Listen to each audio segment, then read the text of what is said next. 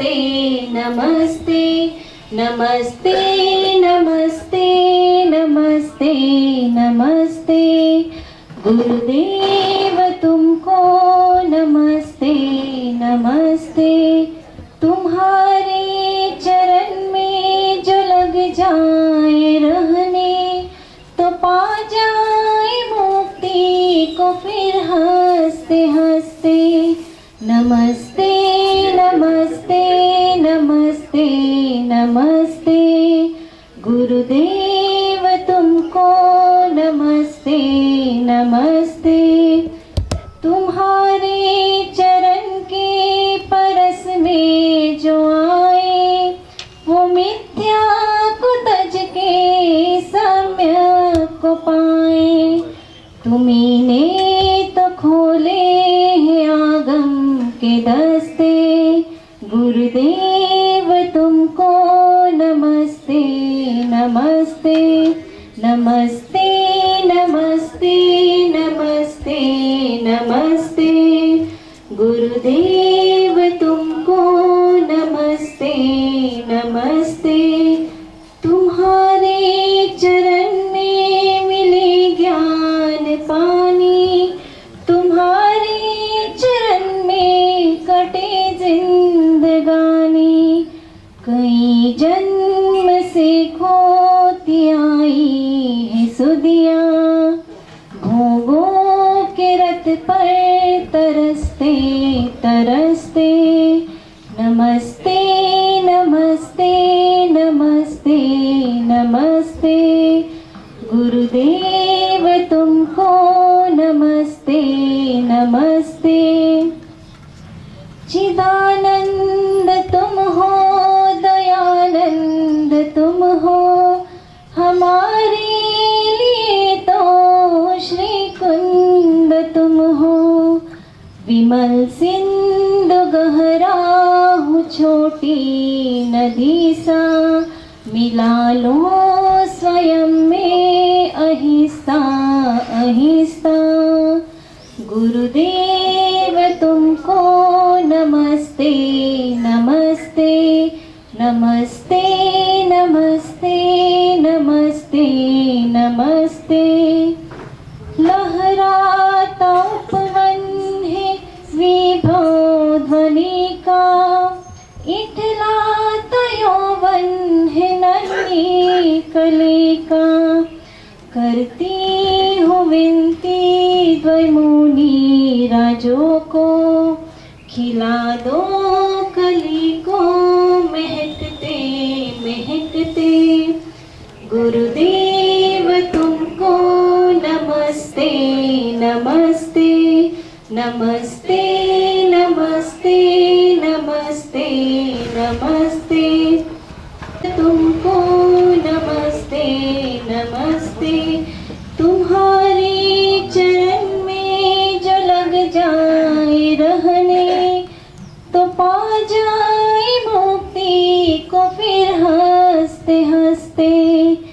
गुरुदेव तुमको नमस्ते नमस्ते नमस्ते नमस्ते नमस्ते नमस्ते गुरुदेव तुमको नमस्ते नमस्ते नमस्ते नमस्ते नमस्ते नमस्ते।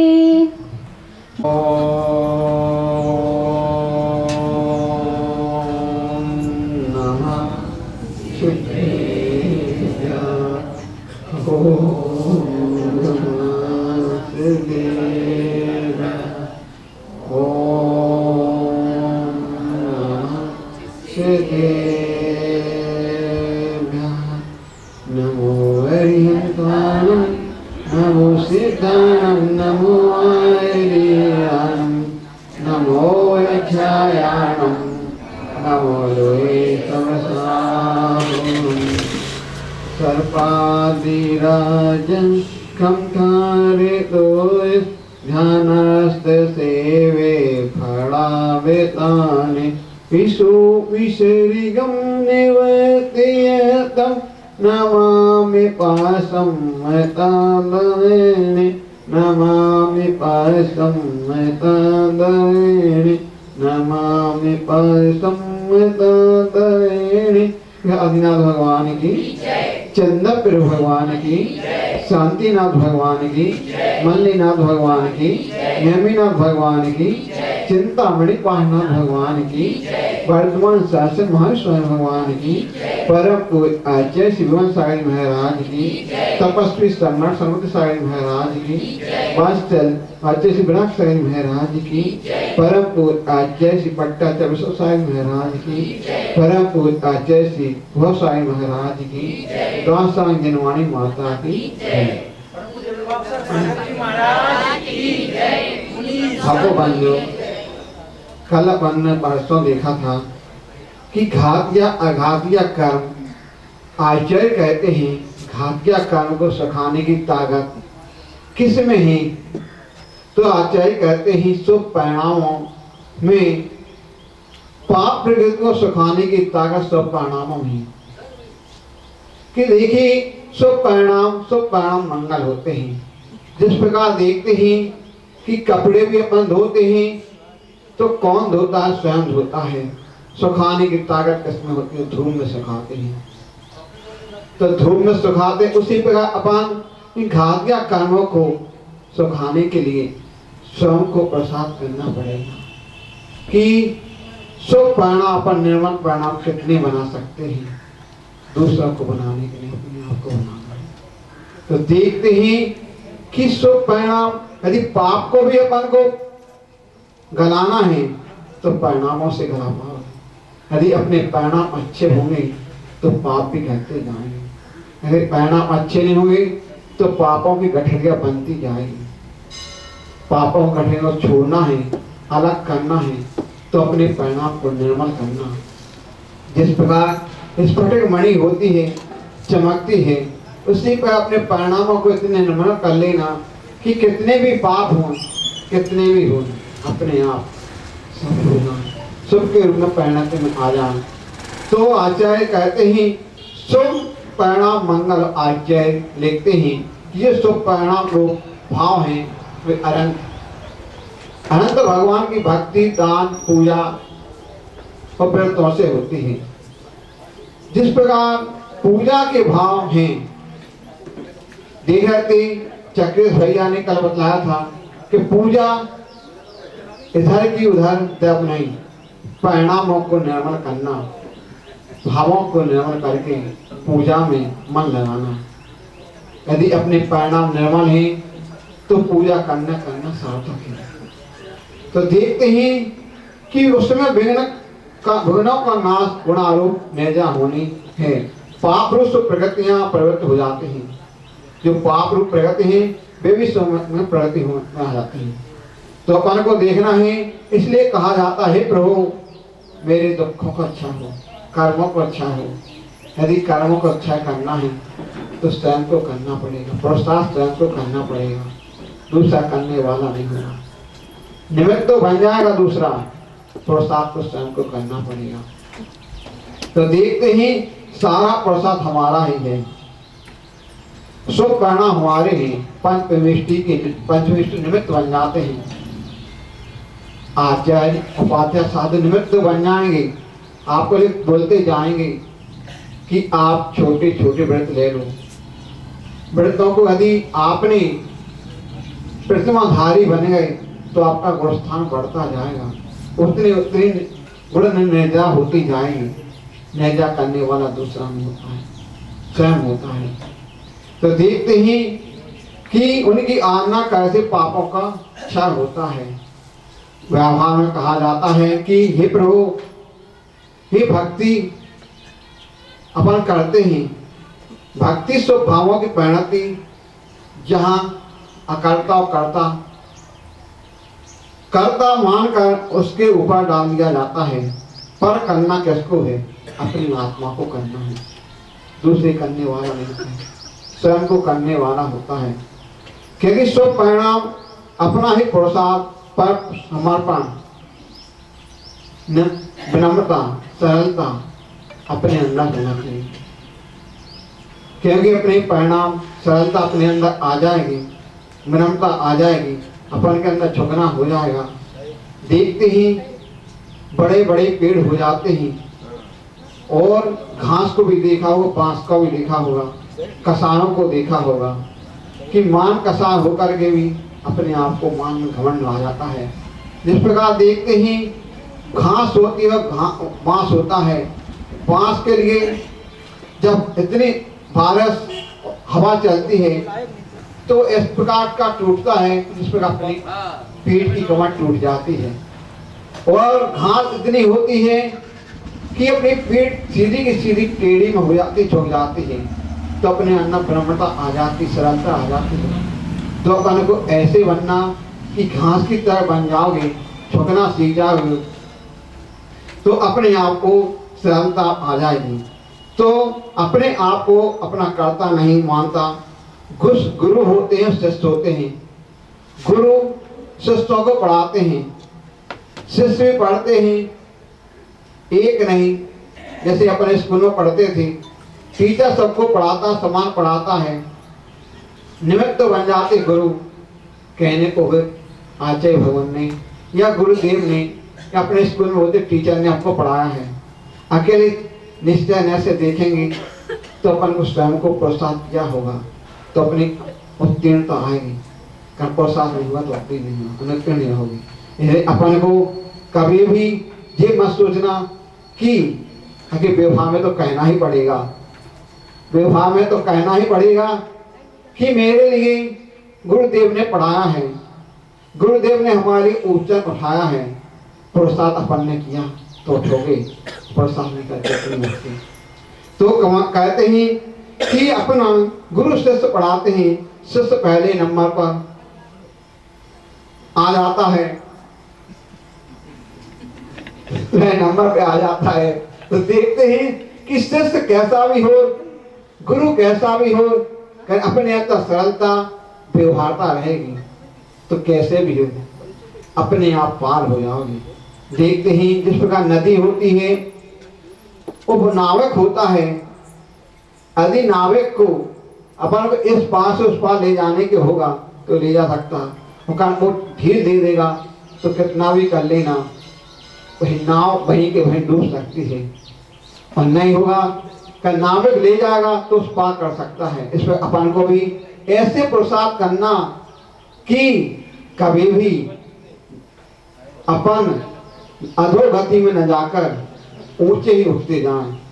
क्योंकि जिस प्रकार कहते हैं मोक्ष मार्ग पर भी कि जो बढ़ता है तो ऐसे बढ़ना, बढ़ते जाना, ऐसे मत होना कि नीचे मत आना।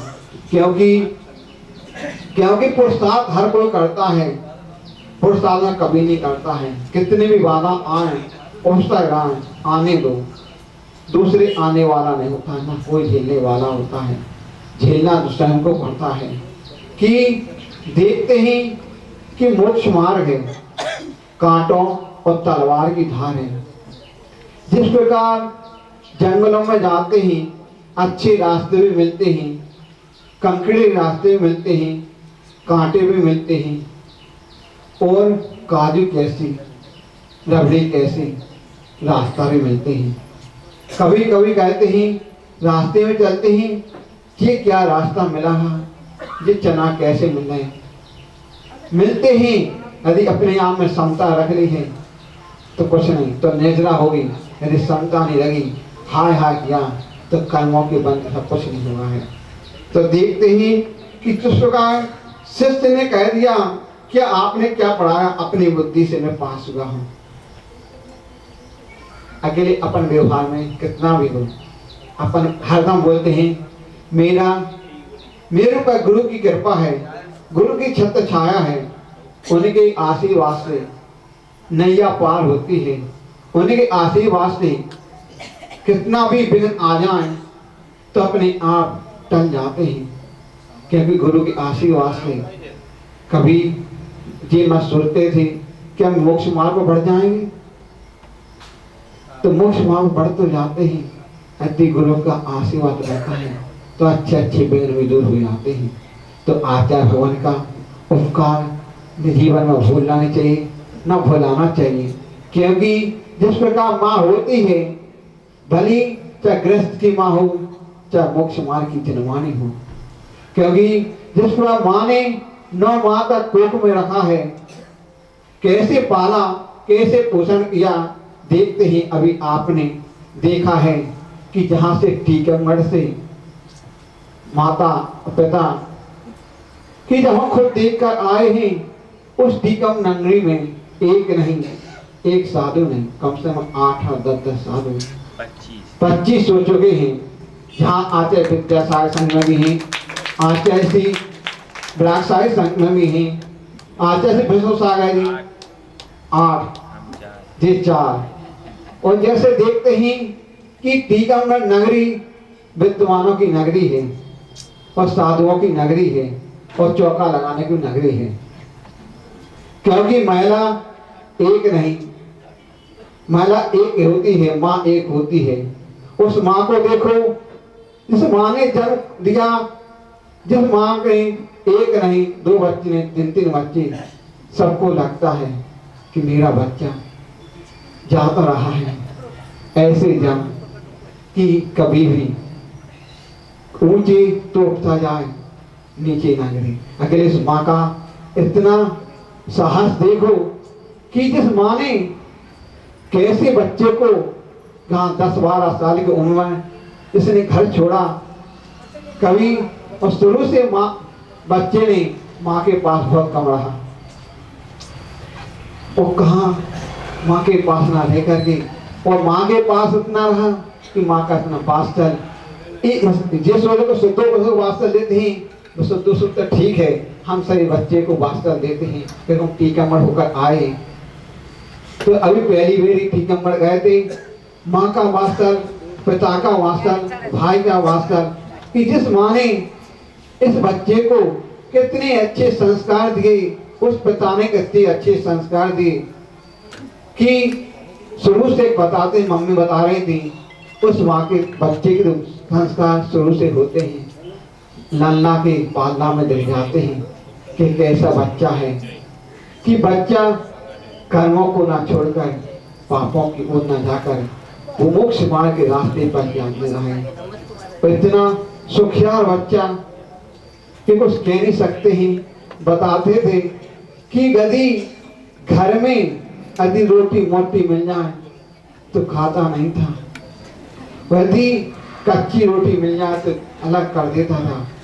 जहाँ देखो, जहाँ मोक्ष मार्ग पर बढ़ते हैं तो कच्चा भी मिलता, पक्का भी मिलता, मोटी भी मिलती है। कितनी जहाँ पर क्षमता आ जाती है, उस माँ ने किस प्रकार बच्चे को ऐसे ऐसे संस्कार दिए कि आज वो संस्कार ऐसे संस्कार दिए कि नीचे ना बैठकर ऊपर बैठा दिया।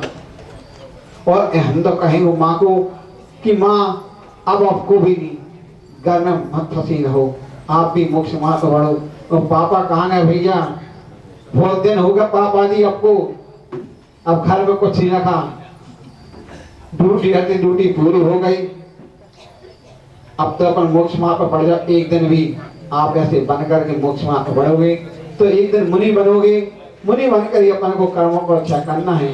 और माँ आपसे भी कहेंगे कुछ नहीं, घर में कुछ नहीं रखा है, जो कुछ आपने देखा है संसार असार है, इसलिए आपसे कहूँगा कि माँ आप भी जल्दी से जल्दी एक दिन मोक्ष मार्ग पर बढ़ करके आर का दीक्षा लेकर अपना कल्याण कर। बोलो महावीर स्वामी की जय।